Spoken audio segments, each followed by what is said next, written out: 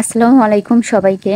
আশা করছি যে যেখান থেকে আমার এই ভিডিওটি দেখছেন সকলেই অনেক ভালো আছেন এবং সুস্থ আছেন। আলহামদুলিল্লাহ আমি অনেক ভালো আছি। তো আজকে আমি ভাবছিলাম আপনাদের সাথে কি ভিডিও শেয়ার করব। তো আমার আজকের এই ভিডিওটা গতকালকের ভিডিও। আমার ঝাল এবং মিষ্টি খেতে মন চাচ্ছিল, তাই ভাবলাম কি করি, কি ভাজি। তো এই যে দেখতেই পাচ্ছেন, এটা হচ্ছে ভুট্টা আর সাথে পাঁপড়।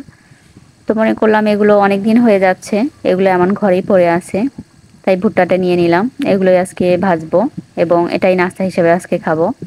তো আমি হচ্ছে ভুট্টা নিলাম, ভুট্টাতে আমি লবণ, হলুদ এবং মরিচের গুঁড়া নিয়ে এখন আমি হাত দিয়ে এগুলো মাখতেছি। ভুট্টা আসলে আমার এমন ঝাল ঝাল খেতেই ভালো লাগে।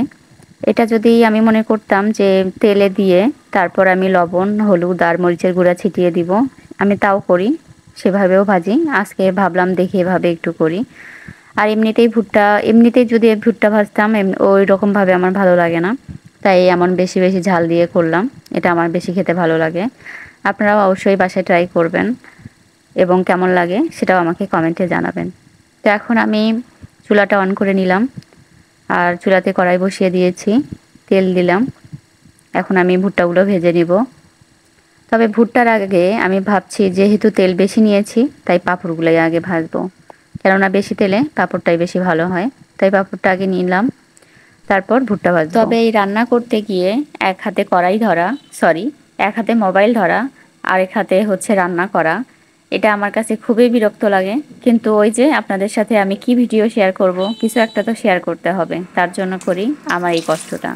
তো ওই যে আমরা অনেক সময় কিছু ভিডিও অথবা কিছু হচ্ছে রিলস আপলোড করি, যে ক্যামেরার পিছনের রহস্য বা ক্যামেরার পিছনের কষ্ট বা ক্যামেরার পিছনের কাহিনী, ঠিক তেমনটাই।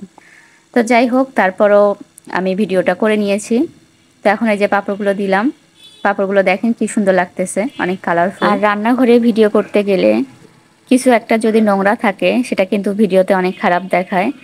যেমন একটু আগে আমি একটা ন্যাকড়া সরাইলাম, তো আমি জানি সবার রান্নাঘরে এমনটা থাকে।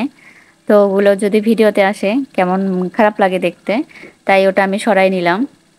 তো এই যে ভিডিও করতে গেলে এগুলো কষ্ট, এই জন্য আমার রান্না করতে গেলে ভিডিও করাটা খুবই বিরক্ত লাগে। আবার খাইতে গেলেও, কোথাও রেস্টুরেন্টে যদি খাইতে যাই, তো সেখানেও হচ্ছে ভিডিও করতে গেলে খুব বিরক্ত লাগে।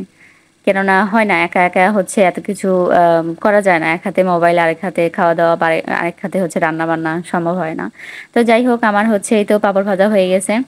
পাঁপড়গুলো এখন প্লেটে উঠায় নিলাম। তো এখন এই গরম তেলেই আমি এখন ভুট্টাগুলো দিয়ে দিব। ফাইনালি আমার ভুট্টা ভাজাটাও শেষ, অলমোস্ট ডান। তো এখন আমি খাবো। তো আপনাদেরকেও দাওয়াত রইল। আর আশা করছি আমার এই ভিডিওটি আপনাদের কাছে একটু হলেও ভালো লেগেছে। আজকের মতো এখানেই বিদায় নিয়ে নিচ্ছি। খোদা হাফেজ।